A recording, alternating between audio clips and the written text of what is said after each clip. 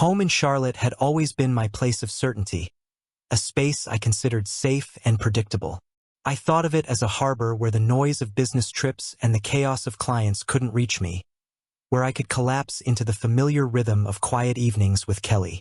That was the belief I carried when I pulled into the driveway that Tuesday evening. My schedule had shifted. The meeting in Raleigh was canceled at the last moment, so I decided to come home early and surprise my wife. I imagined her face lighting up, imagined walking into the kitchen and catching her humming while she prepped dinner or sipping wine in the living room. I pictured us having a quiet night together, an unexpected bonus in a marriage that had lately felt strained. Instead, the moment I unlocked the front door, something pressed against me that didn't belong. The house was too still, too intentional in its silence, like it was holding its breath. The faint hum of the air conditioning was there, yes, but layered beneath it was a smell I didn't recognize. It wasn't the soft jasmine fragrance Kelly usually sprayed in the hall, nor the clean linen scent of freshly folded laundry. No, this was heavier, sharper. A woody cologne, expensive, musky, and undeniably masculine. It clung to the air like an intruder refusing to leave. I paused in the foyer, suitcase still in hand, heart ticking faster than reason could manage. It felt as if I had walked into someone else's house by mistake. Everything looked familiar.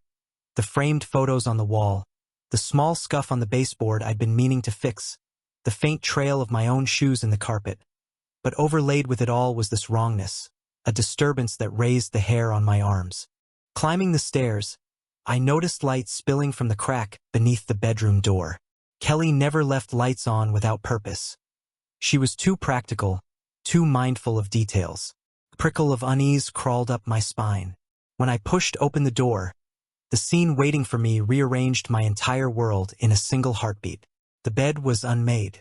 Sheets tangled, pillows on the floor, the kind of disarray that doesn't come from a casual nap but from frantic movement, from bodies pressed together and rolling in urgency.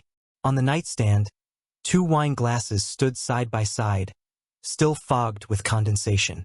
Drops of red clung to the inside of the crystal, rich and velvety, like the kind of bottle we only ever opened on anniversaries. One glass bore the faint smudge of lipstick, not her usual shade. On the armchair near the window hung a man's suit jacket. Navy blue, finely tailored, definitely not mine. The size alone told me it belonged to someone taller, broader. The faint scent rising from it confirmed what I already knew, the very cologne that had greeted me in the hallway. But it was the item on the dresser that landed like a stone in my gut. A hotel key card sleeve, stamped with the logo of the new boutique hotel downtown. We talked about it once, joking about maybe booking a weekend there together someday. Now, its evidence was lying right here, in the heart of our home. I froze, every nerve ending buzzing, every thought colliding into the same unbearable conclusion. My mouth went dry, my palms slick with sweat. I couldn't move, couldn't breathe. My heart thudded like a hammer, not just from shock but from a deep, rising awareness. The life I thought I knew was already cracked beyond repair. Then the bathroom door opened. Kelly stepped out, hair damp, skin flushed from steam, blouse half-buttoned in a way that felt both careless and deliberate. She didn't scream, didn't stammer, didn't even blink at the sight of me standing there with my suitcase still in hand. For the briefest fraction of a second her face flickered. Surprise, maybe even guilt. But then her expression hardened into composure, smooth and practiced. She began speaking before I could. Calm, assured, like she had prepared the script in advance. She said our neighbor had dropped by. He was helping her with preparations for a charity dinner the neighborhood association was hosting. He had brought samples of wine for her to taste, and in the process he left his jacket behind. The hotel card? Oh, just a mix-up, she claimed. Something he must have been carrying. He was already gone. The explanation spilled from her lips with a fluency that should have reassured me. Instead, it unsettled me more, because as she gestured casually toward the glasses, as she smoothed her blouse with perfectly steady hands, she was too composed, too fast in filling the silence, too eager to frame what I had just walked into as nothing more than coincidence. But the evidence around me wasn't random. The rumpled bed, the the two half-empty glasses, the jacket reeking of cologne that had no place in our home, the hotel card sleeve lying like a signature on a contract. I didn't need her story. I needed the truth. Yet I said nothing. My throat tightened, words locked behind clenched teeth. She went on about charity events, about the importance of supporting the community, about how stressed she had been trying to handle it all. She made it sound like I had simply misunderstood, like I was the one connecting dots that weren't there. I stood rooted to the carpet, my chest burning with the weight of unspoken questions. A battle raged inside me. Part of me wanted to explode, to demand answers, to tear apart her fragile story and force her to look me in the eye. Another part, smaller but desperate, wanted to believe her, to let her words paper over the jagged cracks and pretend our marriage was still whole. I chose silence, because in that silence, I realized something. If I shouted, if I accused, she would retreat further into lies. If I accepted, if I pretended, I would become complicit in my own erasure. So I said nothing. Kelly met my gaze with that carefully measured calm, as if daring me to push back. When I didn't, she smiled faintly, turned to the mirror, and began brushing through her wet hair. She had already moved on, already rewritten the moment into something harmless in her mind. But I hadn't. As I stepped back toward the hallway, the cologne clung to me, stronger than ever, trailed me down the stairs, into the kitchen, out into the evening air. It was no longer just a scent. It was a warning, a signal etched into my bones. The first undeniable sign that the life I thought I was living wasn't real. And though Kelly had done everything in her power to redirect, to deflect, to reduce it all to a story about neighbors and charity dinners, the truth was already written into the room upstairs. That night I learned something essential. Betrayal doesn't always announce itself with words. Sometimes it lives in the silence, in the smell of a stranger's cologne, in the smudge on a glass, in the unmade bed you never touched. And once seen, it can never be unseen. After that night in Charlotte, the one where the wine glasses and the jacket and the hotel card spoke louder than any words Kelly could invent, I found myself unable to return to normal. Outwardly, I tried. I drove to the office, answered emails, handled clients, went to the gym. But my mind no longer belonged to the rhythm of ordinary days. It circled back again and again to that bedroom, that jacket, that scent. And with every loop, I began to pull other threads. Threads that had been there for months, maybe years, but which I had chosen not to see. Started with the phone. Kelly had always been protective of her privacy, but not like this. Her phone now lived face down on every surface, the kitchen counter, the nightstand, the armrest of the sofa. If I passed by, the screen would go dark in a rush, as if trained to hide itself. I noticed she had switched to a new passcode, longer, more complicated, no longer the simple pattern she had once told me to use in case of emergencies. And there was the new feature, facial recognition. Convenient, she had said. But convenient for who? Certainly not me. Then there was the perfume. Kelly never wore much fragrance. She said it gave her headaches, preferred clean soaps and subtle lotions. But suddenly she had a new bottle, sleek, expensive, heavy glass with a name I didn't recognize. She claimed she wore it for the gym, to feel fresh.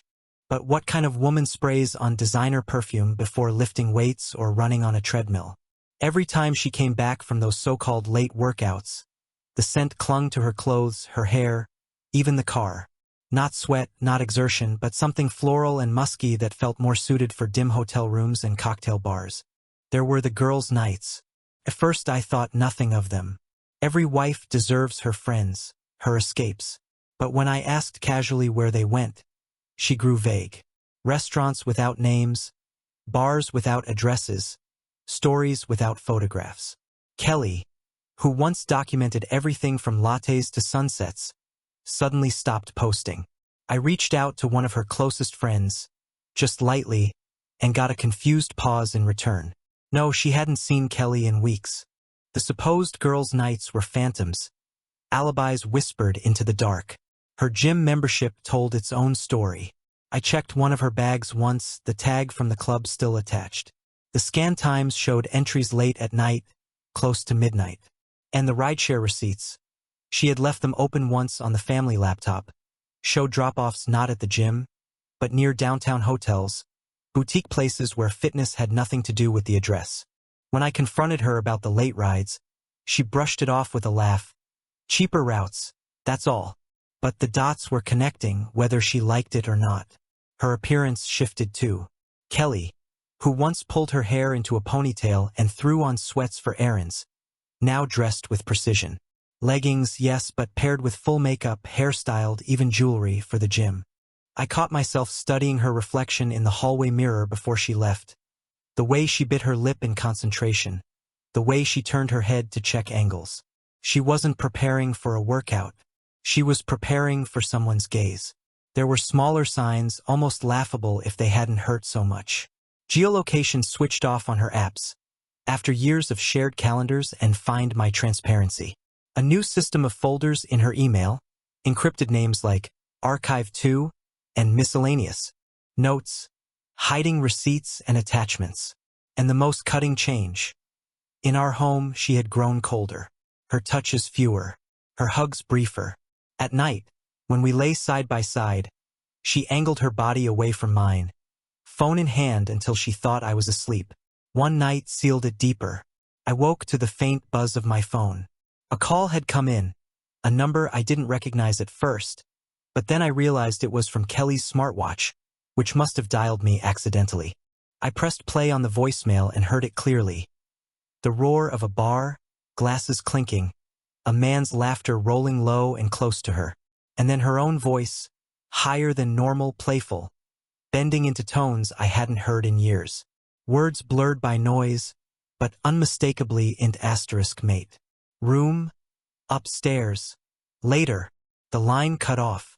I sat there in the dark, the phone glowing in my hand, my chest heavy as stone. The accidental dial was like a thread pulled from a tapestry. Once pulled, the whole fabric began to unravel. I began writing things down, not because I wanted to, but because I had to. A list, a log, a mosaic of details that alone might mean little but together formed a picture I couldn't deny. The late nights, the perfumes, the rideshare receipts, the laughter on a voicemail that was never meant for me. Kelly still smiled at me in the mornings, slid a mug of coffee across the counter, kissed my cheek as if nothing had shifted. But I felt it every second. The distance between us wasn't measured in inches or hours. It was measured in truths I could no longer ignore. And though I hadn't yet confronted her, I knew. I knew in the same way you know a storm is coming when the air turns heavy and the birds go quiet. The pieces were there. The mosaic was complete. And it showed me a picture of a woman I no longer recognized. The signs had been piling up for months.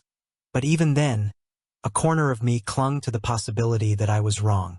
Suspicion is corrosive. It can warp the mind, bend reality into shapes it doesn't actually take. At least, that's what I kept telling myself as I scribbled notes into a private file, saved **TS, and collected small fragments of her double life. Maybe I was paranoid. Maybe I was seeing shadows where none existed. But the night I finally uncovered proof, the night in Nashville, left no space for doubt. Kelly had told me she was traveling for a professional seminar. She said the trip was mandatory, some leadership program her company wanted her to attend. She spoke about it casually, like it was routine, even dull.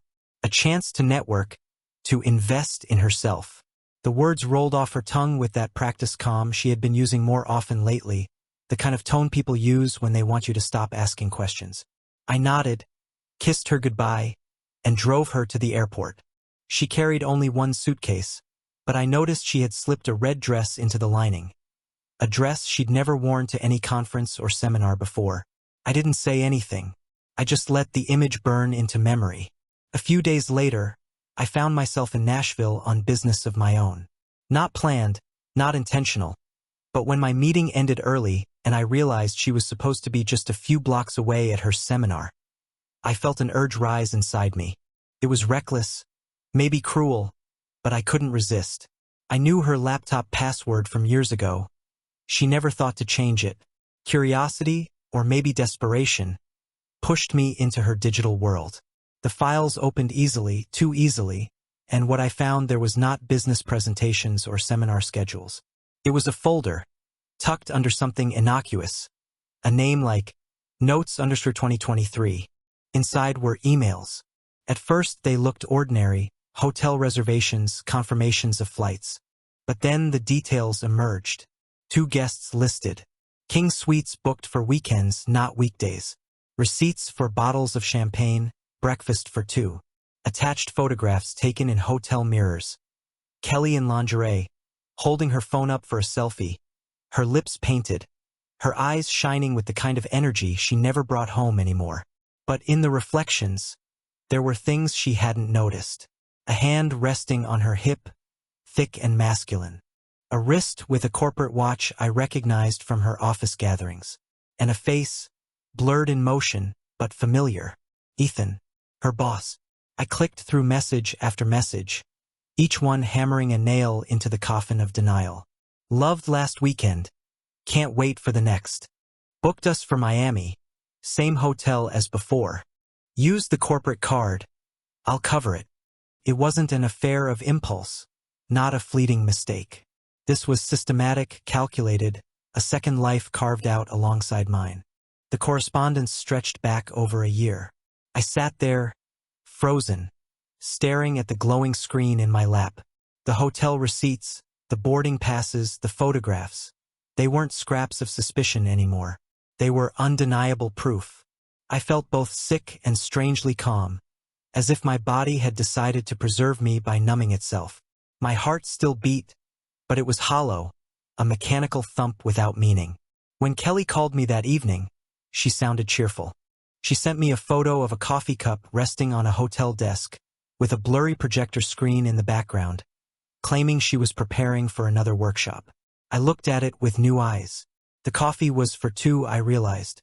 The projector screen wasn't a conference room, but the reflection of a flat-screen TV mounted on a hotel wall. I almost laughed, the audacity, the laziness of it. She was feeding me theater, and I had been applauding from the audience. I closed the laptop slowly, carefully, as if the weight of the truth might spill over and drown me if I moved too quickly. The room around me felt unfamiliar, like I was a stranger inhabiting a stranger's life. I thought about our house in Charlotte, about the framed photos of vacations, the dinners with friends, the little rituals we had built together. Were they all compromised?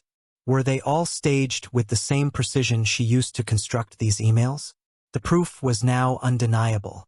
I could no longer explain away the perfume, the rideshare receipts, the late-night absences.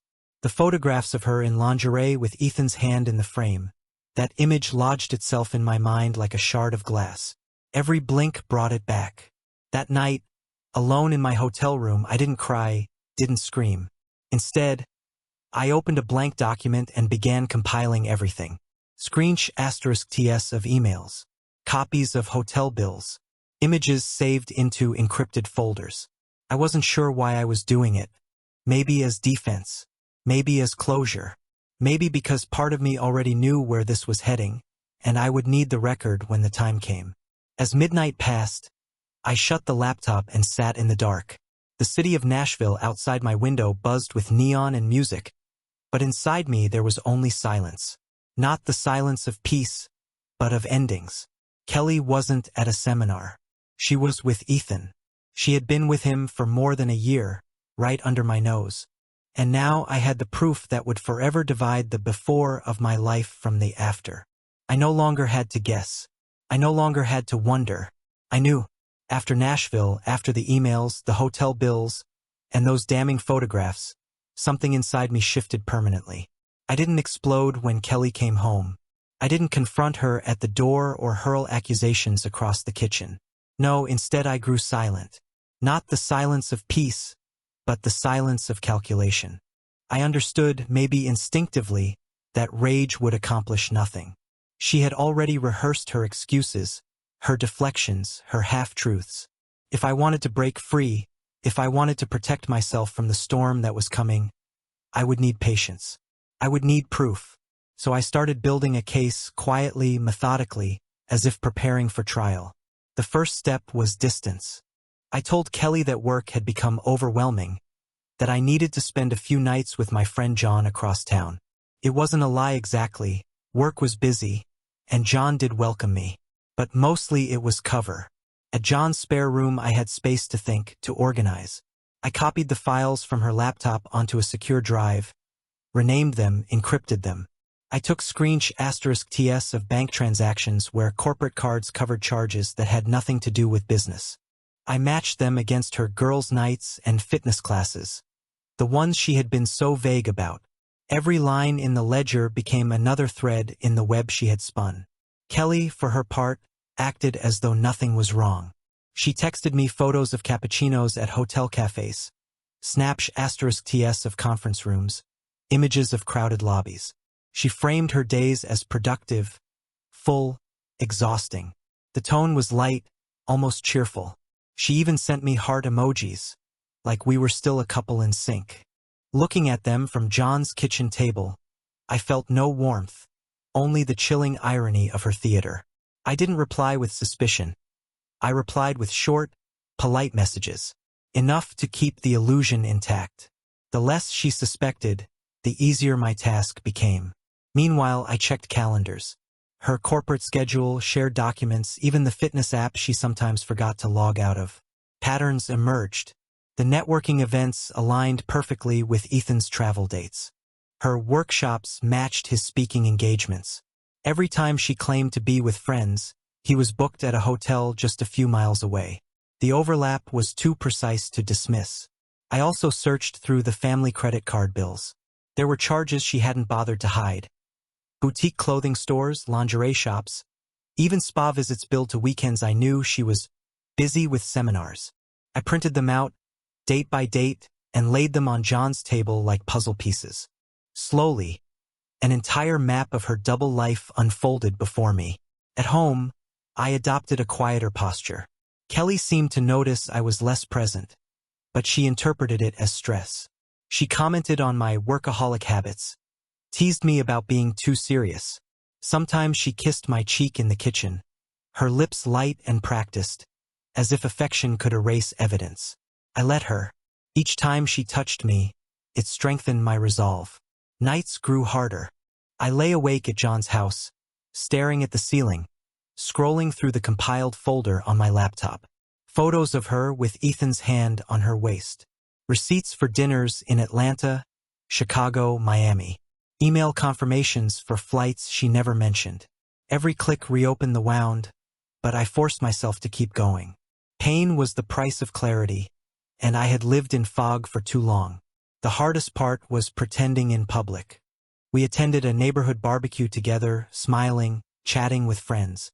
She told a story about our vacation last year, embellishing it with inside jokes. I laughed on cue, but my laughter was hollow, echoing only in the shell of a marriage already gone. While she charmed the neighbors, I studied her movements. The ease with which she lived two lives at once chilled me more than anger ever could. During one of her supposed late-night workouts, I checked her car's mileage. The odometer showed far more than a round trip to the gym would explain. I noted it down, cross-referenced it later with her rideshare records. Another match with Ethan's hotel. Another piece of evidence secured. By the time 2 months had passed, I had assembled a dossier that could break any courtroom wide open. Dozens of *TS, bank statements, ride receipts, calendar overlaps, photographs that spoke louder than any testimony. It wasn't just proof of an affair. It was proof of betrayal carried out systematically, cynically, with full confidence that I would never notice. And still, Kelly behaved as though nothing had shifted. She sent playful texts, planned dinners, even bought me a new shirt for work. She lived inside her illusion, unaware that every gesture only deepened my resolve. I didn't confront her, not yet. Confrontation would give her power. It would let her twist the story, claim misunderstanding, cry, accuse me of paranoia. I knew that pattern too well. No, I would wait. I would hold the silence until the moment was right. Because silence, when wielded properly, can be sharper than any blade. And in that silence, I was no longer just a husband. I was a witness, a recorder, a man quietly documenting the death of his marriage. The dossier grew, page by page, while Kelly carried on her charade. And every day my resolve hardened. By the time the Atlanta launch party arrived, my dossier was already thick enough to collapse any defense. Yet I hadn't shown my hand. I remained silent, collecting, waiting. Part of me wondered if Kelly would eventually confess on her own, that maybe guilt would rise and force her to face me. But guilt never came. Instead, she carried herself with more confidence than ever, as if my silence reassured her, as if she believed she had successfully blurred the truth into invisibility. The invitation had come weeks earlier. Her company was unveiling a new product line, a highly publicized event in downtown Atlanta. Kelly insisted we attend together. She framed it as an opportunity for me to see her world, to mingle with her colleagues, to show support. On the surface, it sounded innocent. Beneath it, I understood the psychology. If I was standing beside her in public, laughing, smiling, playing the part of the supportive husband, then suspicion would appear ridiculous. My presence would validate her image. I agreed to go, but not for her reasons. I needed to see with my own eyes how far she would carry the theater. We drove down together, Kelly in a fitted black dress I hadn't seen before, her hair perfectly arranged, her perfume strong enough to fill the car. She chatted about trivial things, the traffic, the skyline, the potential clients she hoped to impress. I answered sparingly, focusing instead on the steady drumbeat of my own heart. By then, I had stopped needing to interpret her words. Every sentence she spoke was simply another curtain drawn over a stage I already knew too well. The venue was sleek, a hotel ballroom transformed into a glowing space of banners, cocktail tables, and spotlights. Waiters floated past with trays of champagne flutes.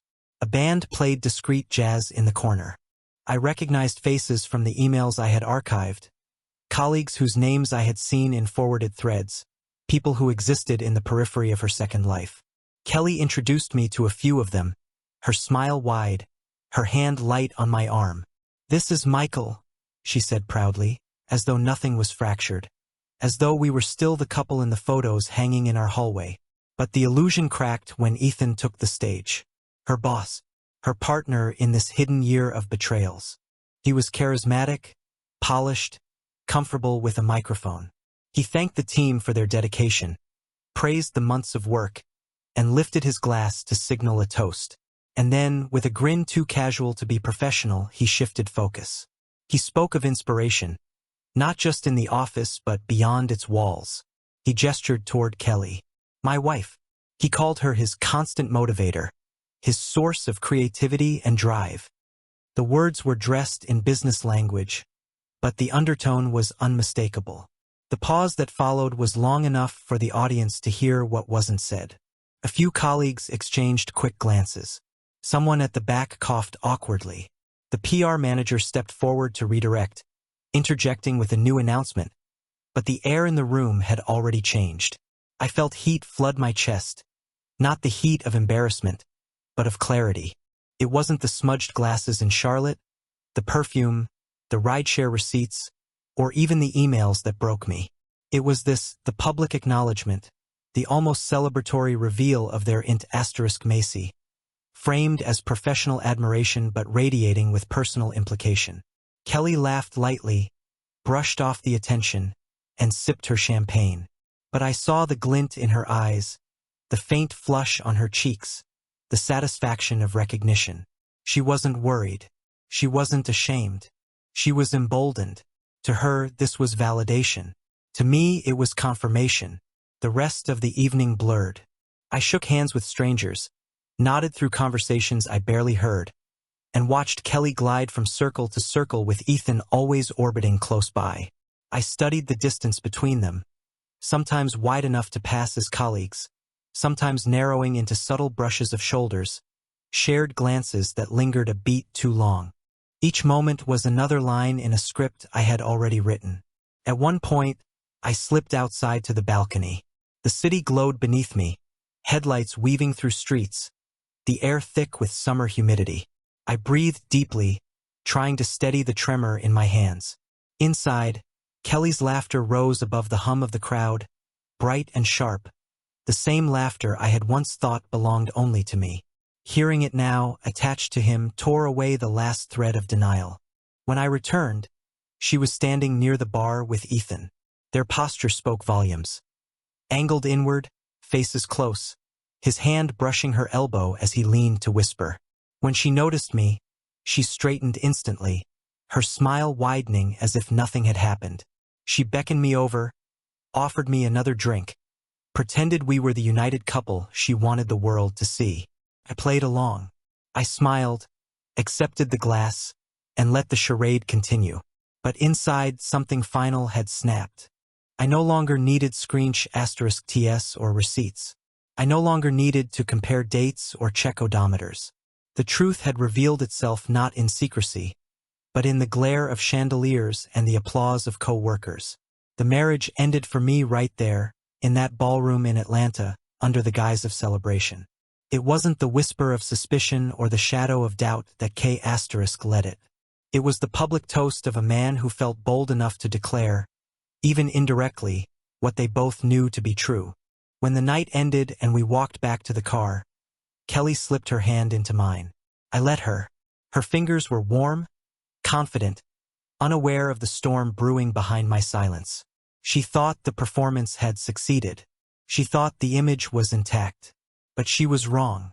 That night didn't just expose the affair. It exposed the rot at the core of everything we had built. And as I sat behind the wheel, driving us back to the hotel, I realized it wasn't suspicion anymore. It was fact. It was finished. I finally laid out the dossier, emails, photos, receipts. Kelly cycled through every mask. Pleas, rage, accusations. She tried guilt, then threats tied to her job, hoping fear would corner me. But the evidence was overwhelming. I filed for divorce the next morning. With proof in hand, the legal process moved swiftly. Her power to manipulate dissolved, and for the first time in years, I felt control return. Leaving Charlotte, I settled in Austin. Small apartment, freelance work, therapy sessions. The silence felt healing, not heavy. Slowly, I rediscovered simple joys. Morning runs, coffee shops, quiet evenings. One afternoon in a bookstore, I met Sarah. Our conversations were calm, honest, unhurried. I kept Kelly's apology letter but never replied. It stays as a reminder of boundaries, of lessons learned. My life now feels clearer, simpler, my own.